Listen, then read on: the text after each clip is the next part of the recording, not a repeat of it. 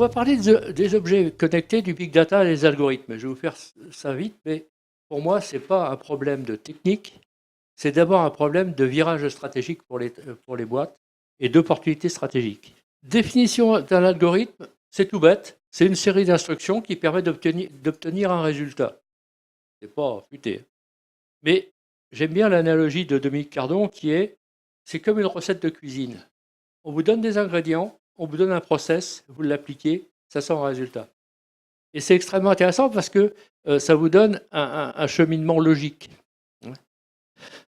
L'avantage, c'est qu'avec les puissances de calcul qu'on a, on peut faire des calculs très très vite sur un ensemble de données. Un milliard de données, ce n'est pas un problème.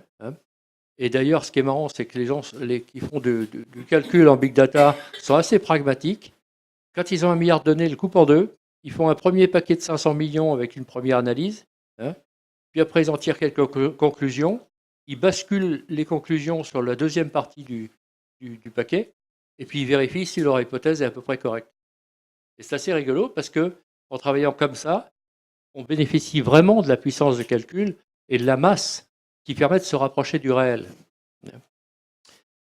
Alors par contre, attention, je vous en ai parlé tout à l'heure, mais les choix de hiérarchisation de l'information, c'est-à-dire les calculs, quelles données on retient, laquelle on ne retient pas, le danger de manipulation du réel, c'est vachement bien, mais il faut regarder ce qui a été mis dedans, dans la boîte noire. Parce que si le gars il a un objectif différent du vôtre, ça peut être un problème. Idem pour les modèles d'ailleurs. Si le but de mon modèle, c'est de maintenir mon métier en état de marche jusqu'à mon départ en retraite, il y a un problème. Alors ça peut être aussi des aides à la décision. J'ai regardé Watson. Watson, c'est intéressant.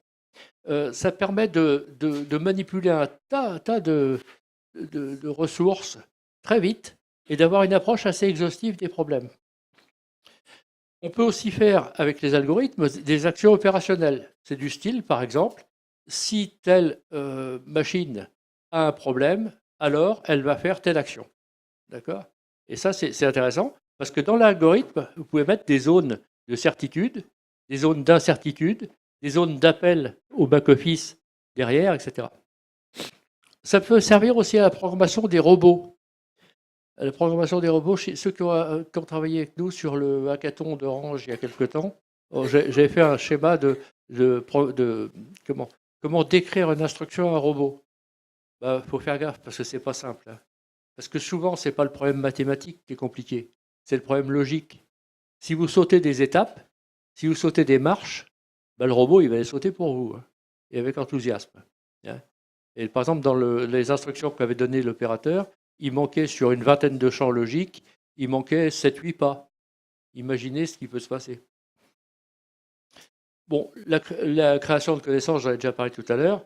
Et puis, alors, attention, il y a deux types d'approches.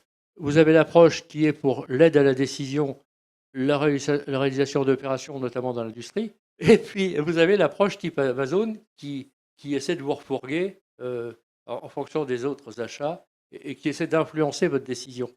Je ne suis pas trop pour cette deuxième solution. Ce qui est intéressant, c'est qu'il a listé ici tous les champs, tous les domaines dans lesquels, en fonction de nos objectifs par rapport au big data, aux algorithmes, etc., il faut savoir aller. Vous voyez tout de suite que c'est forcément une approche pluridisciplinaire. Si vous êtes tout seul pour faire ça, c'est une cata garantie. Et le schéma capturer, traiter, diffuser, ça c'est l'approche actuelle dans les industries. Moi, je propose de mettre une autre approche, qui est une boucle de rétroaction après, et de tirer des conclusions, notamment sur les modèles économiques, sur la valeur ajoutée produite aux clients, sur tous ces schémas. Également, vous voyez ici, toutes les technologies de capture, l'intégration, le traitement des données, l'optimisation, etc. Tous ces schémas-là montrent bien que c'est un ensemble d'équipes, mais coordonnées dans un objectif d'entreprise. Si vous n'avez pas ça, ça va être très court comme approche. Aujourd'hui, grand sujet de préoccupation des chefs d'entreprise, c'est le 91%. Comment ne pas se faire ubériser? Ça paraît trivial, mais voir un tiers qui entre dans votre chaîne de valeur et qui capture cette chaîne de valeur à son bénéfice en apportant de la valeur ajoutée au client final, par exemple, Et en vous traitant après comme sous-traitant ou comme fournisseur, ça va changer votre compte de résultat. Hein. D'accord? Alors, comment on fait? Bah, c'est simple. Enfin, c'est simple. Non. Intellectuellement. On passe des données vers l'information, vers la connaissance. Les données, ça permet de faire de la capture des opérations. L'information, ça permet de prendre des décisions de gestion, donc plutôt du court terme, plutôt de l'instantané.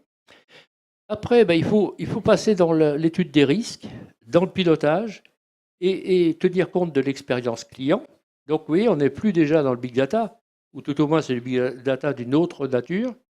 Et puis après, il faut revenir sur la stratégie et son business model, en disant, compte tenu de ce que je vois chez mes clients, des capteurs qui ont été installés, où est-ce que je pourrais être fragile, d'une part, approche de risque, et où est-ce que je pourrais créer de la valeur supplémentaire, d'autre part, approche de business model.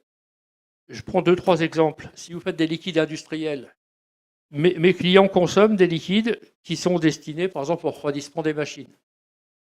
Vous pouvez leur apporter de la livraison en juste à temps. Bon, ça c'est assez banal.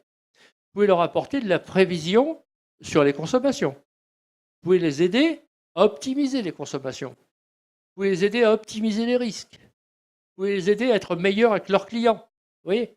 Donc, à chaque fois que vous allez dans le conseil, dans l'approche, dans la valeur ajoutée, vous facturez plus.